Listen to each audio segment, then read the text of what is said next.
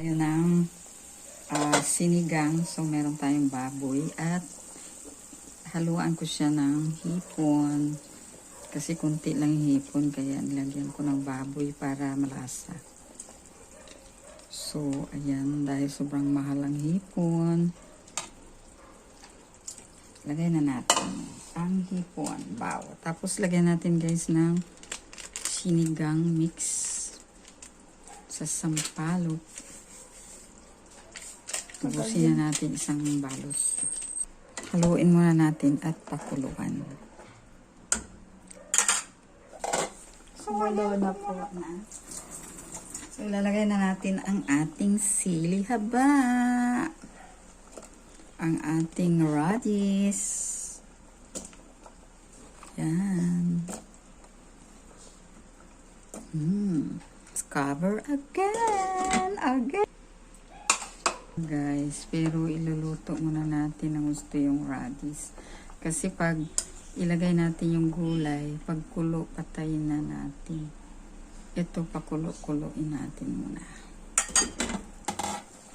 So, tikman natin guys ang ating sinigang. Wow! So yummy. Lagyan natin ng kunting patis.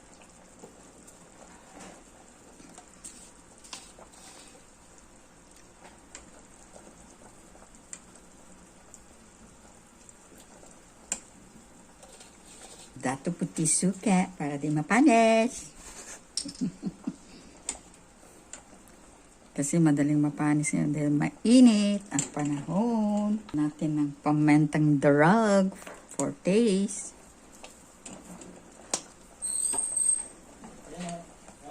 Hindi niya alam.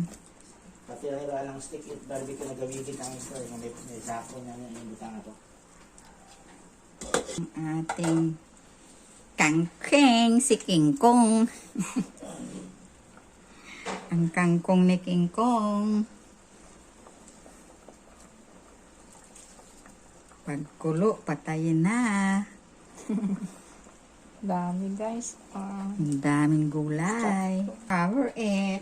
Guys, ang ating sinigang na hipon at saka hinaluan ko ng baboy para medyo hanggang gabi na. Kailangan nating magtipid guys. So, ayan yung hipon. Sinigang na hipon. Yummers. Siguro yun ano.